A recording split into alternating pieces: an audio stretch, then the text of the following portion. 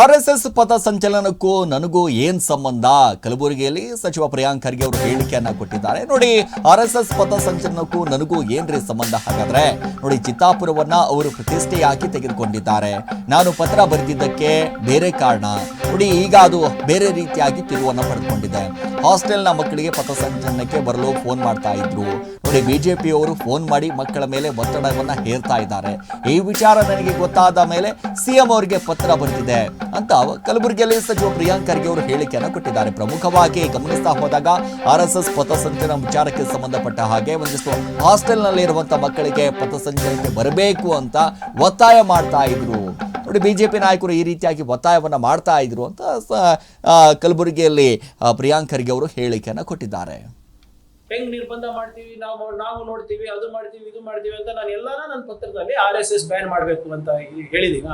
It is not even a recognised body. ಅವ್ರು ರಿಜಿಸ್ಟರ್ಡೇ ಇಲ್ಲ. What is the question of banning an unregistered body? ಈಗ ಅವರು ಎಲ್ಲರೂ ಹೆಂಗ್ ಮಾಡ್ತೀವಿ, ನಾವು ನೋಡ್ತೀವಿ, ಅದು ಇದು ಮಾಡ್ತೀವಿ ಅಂತ ಪ್ರಚೋದನಕಾರಿಯಾಗಿ ಮಾತಾಡಕ್ ಸ್ಟಾರ್ಟ್ ಮಾಡಿದ್ರು. ಯಾರು? ಬಿಜೆಪಿ ಅವರು. ಬಿಜೆಪಿಗೆ RSS ಏನ್ ಸಂಬಂಧ ರೀ?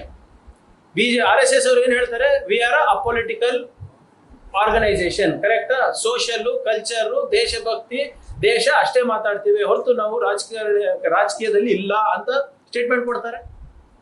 ಆದ್ರೆ ಮಾತಾಡಿದೆಲ್ಲ ಬಿಜೆಪಿ ಅವರೇ. ಅವರು ಮೈ ಮೇಲೆ ಬಿದ್ದಿ ನಮ್ಗೆ ಪ್ರಚೋದನೆ ನೀಡಿ ಎಲ್ಲ ನಾನು ಹೇಳ್ದಾಗೆ ಸಾವಿರಾರು ಫೋನ್ ಕಾಲ್ ದಿನ ಇಡೀ ಇಂಡಿಯಾದಿಂದ, ವಿಶ್ವದಿಂದ ಜೀವ ಬೆದರಿಕೆ. ನಾನ್ ಸುಮ್ನೆ ಆಯ್ತಪ್ಪ, ಇದು ಫೇಸ್ ಇರ್ತಾವಲ್ಲ, ನಿಮ್ಗೂ ಗೊತ್ತಿದ್ದು ರಾಜಕೀಯದಲ್ಲಿ ಇದ್ದಾಗ ಇವೆಲ್ಲ ಸಹಜ ಅಂದ್ಬಿಟ್ಟು ಸುಮ್ಬಿಟ್ವಿ. ಏನ್ ಕಂಟಿನ್ಯೂಸ್. ಅದಕ್ಕೆ ನಾನೇನ್ ಮಾಡಿದೆ, ಹಿಂಗ್ ಬರ್ತಾ ಇದೆ ಅಂತ ಹೇಳಿಕೆ ಕೊಟ್ಟೆ.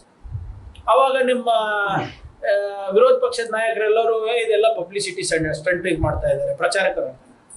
ಈಗ ಪ್ರಚಾರಕ್ಕೆ ಅಗತ್ಯ ಏನಿದೆ ರೀ? ನನಗೆ ಐ ಆಮ್ ಅ ಮಿನಿಸ್ಟರ್. ನಾನು ಕೆಲಸದಿಂದ ಪ್ರಚಾರ ತಗೊಂತೀನಿ, ಪ್ರಗತಿಪರವಾದಂತ ಹೇಳಿಕೆಯಿಂದ ಪ್ರಚಾರ ತಗೋತೀನಿ. ಏನ್ RSS ಬೇಕಲ್ಲ ಪ್ರಚಾರ ಮಾಡಲಿಕ್ಕೆ? ಇವ್ರಿಲ್ಲ, ನಾ MLA ಆಗಿದೆ ನಾನು 3-4 ಸರಿ. ಆಯ್ತು ಅಂದ್ಬಿಟ್ಟು ಇವ್ರ ಸಂಸ್ಕೃತಿ ಏನಿದೆ ತೋರ್ಸೋಣ ಅಂದ್ಬಿಟ್ಟು ನಾನು ತೋರಿಸ್ದೆ. ಅವನಿಗೆ ಅರೆಸ್ಟ್ ಮಾಡಿದ್ದಾರೆ, ಯಾರೋ ಮಹಾರಾಷ್ಟ್ರ ಮೂಲದವರಿಗೆ. ಏನಂತ ಬೈದಿದ್ದ ತಾವೆಲ್ಲ ಕೇಳಿದ್ದೀರಾ? ನಮ್ಮ ಇಡೀ ಕುಟುಂಬಕ್ಕೆ ಬೈದಿದ್ದಾನೆ. ಆಯ್ತು, ಅದಾದ್ಮೇಲೆ RSS ಅವರು, ಬಿಜೆಪಿ ಅವರು ಹಿಂಗ ಆಗ್ಬಾರ್ದಾಗಿತ್ತು. ಅವ್ನು ಯಾರೇ ಇದ್ರು ಕೂಡ ಅವನಿಗೆ ಶಿಕ್ಷೆ ಆಗ್ಬೇಕು. ಇದು ನಮ್ಮ ಸಂಸ್ಕೃತಿ ಅಲ್ಲ, ಇದು ನಮ್ಮ ಶಾಖೆನಲ್ಲಿ ಕಲ್ಸೋದಿಲ್ಲ ಅಂತ ಹೇಳಿದ್ರೆ ಒಬ್ಬರನ್ನ ಸ್ಟೇಟ್ಮೆಂಟ್ ಮಾಡ್ಬೇಕಲ್ಲ. ಅವ್ರಿಗೆ ಪರ್ಮಿಷನ್ ಕೊಟ್ಟಿಲ್ಲ, ಮಾಡಿ ಉಲ್ಲಂಘನೆ ಆಗಿದೆ, ಸಬ್ಮಿಟೆಡ್ ಟು ದ ಕೋರ್ಟ್. ಇವ್ರು ಕೊಟ್ಟಿಲ್ಲ ಅಂದ್ರೆ ಹೀಗೆ ಮಾಡ್ತಾರೆ ಅಂತ ಐ ಪ್ರೂವ್ ಮೈ ಪಾಯಿಂಟ್ ಅಲ್ಲ. ಪರ್ಮಿಷನ್ ಕೊಟ್ಟಿಲ್ಲ ಅಂದ್ರೂ ಮಾಡ್ತಾರೆ ಅಂದ್ರೆ ಇವ್ರ ಉದ್ದೇಶ ಏನು? ಆಯ್ತಪ್ಪ, ಆಮೇಲೆ ಕೊಡ್ಬೋದಾಗಿತ್ತಲ್ಲ. ನೀವು ಮೊನ್ನೆ ಅಡ್ವರ್ಟೈಸ್ಮೆಂಟ್ ಕೊಟ್ಟಾರಲ್ಲ, ನಾವೆಲ್ಲ ಸೌಹಾರ್ದತೆಗಿದ್ದೀವಿ, ದೇಶಕ್ಕೋಸ್ಕರ ಇದೀವಿ, ಸಮಾಜಗಳಿಗೋಸ್ಕರ ಇದೀವಿ ಅಂದ್ರೆ ಪರ್ಮಿಷನ್ ಕೊಟ್ಟಿಲ್ಲ ಅಂದ್ರೆ ಯಾಕೆ ಮಾಡಿದ್ರಿ?